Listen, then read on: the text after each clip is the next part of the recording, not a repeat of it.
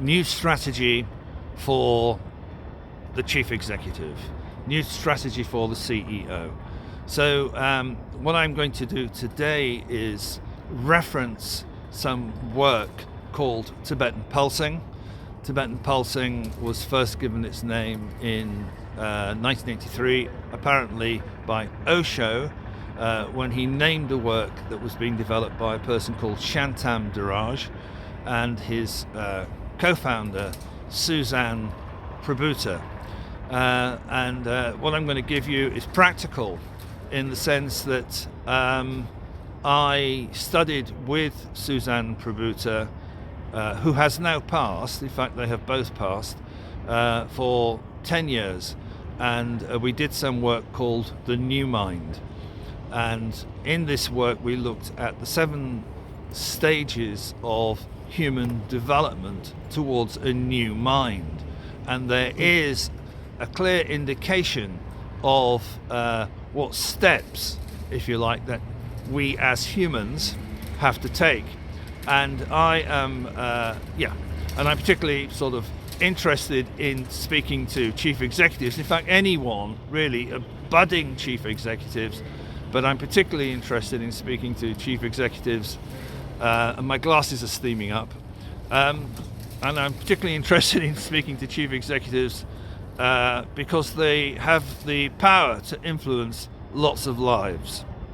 So I'm going to go through 7 steps. I'm going to kind of skip through them, and then I'm going to identify what I think is a necessary new strategy for chief executives and for us as individuals in society. So the first step is in the womb. We have all lived in the womb, our mother's womb, and we value the relationship with our mother because she feeds us and keeps us alive. The second step is those early years where we are dependent upon our mother, our father, the people around us to administer to our needs and keep us alive.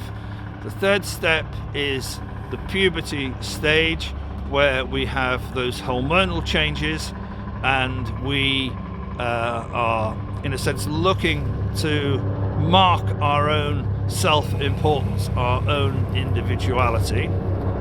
And the fourth step is the phase where we are joining the team, if you like. We're partnering up with other people. We have our own familial relationships. We're working in organizations, and we're in a sense demonstrating our ability to work as part of a team. And not everybody, as you might have noticed, gets to that stage. It gets interesting now here in the 5th step, which is the step of materialism. We are accumulating. We are placing our attention on objects outside of us. And it's this consistent placing of our attention on objects outside of us which brings us up against a wall, because in a way objects have no meaning. They have value, they have practical, technological value, but from a personal perspective, really they have no meaning. And this is the stage where we might also drop out.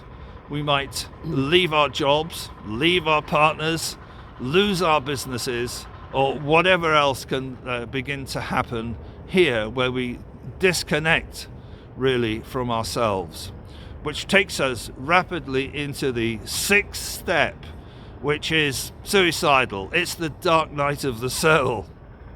It is the place where we might experience, really severe trauma, addictions, mental illness, that sort of thing.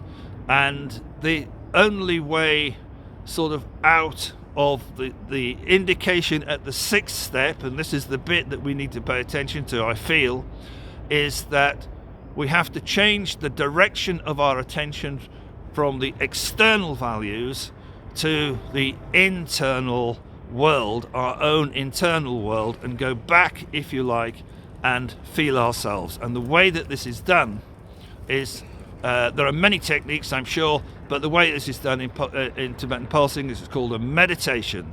So the way through the dark night of the soul is to go remember who you are. In fact, it's not a skill that we have to learn, it's something we have to remember. We have to remember who we are. And the seventh step is the recognition of you as the I am, you as the spirit, you as the soul, and you can give it any name you like, but it's a recognition that you are not the body, that you are in fact the spirit. And this from step 6 to 7 develops a mutuality where we are no longer just interested in our own account, but we're interested in the account of others, and we're interested in words like kindness, and we're interested in, if you like, we are making a step from the mind to the heart. And within the Tibetan Pulsing work, this is seen as the objective in the development of a human being, in the development of a new mind, to make the step from the mind to the heart. So I'm going to read a few words by Shantam Daraj that make the point. This body is not me. It is not for my, it is for my use. It is not me. Life here on this earth is spirit attached, interacting with matter. Within this life, matter is the host, spirit is the guest. Spirit animates, motivates the material, creates all the movements and all the forms of living, but matter is not life. What matters is life in spirit. Life is spirit, yual. It is not solid. The higher the form of life, the more etheric. Stones are very hard, very long living in their slow fire, in their slow life. Water, a higher form. Air, gas, a higher form. Plasma, the highest form. The nearer life gets to spirit, the higher refinement is required. Life is spirit. Spirit is what matters.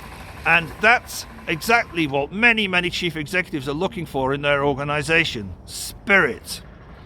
And this is the kind of ultimate destination of human development, where we have managed to go through the material frame and move from the mind to the heart. And this is the new strategy I'm suggesting, one that doesn't often get much credibility because it can appear to be a weakness. But in this model, it is the seventh step, the move from mind to heart.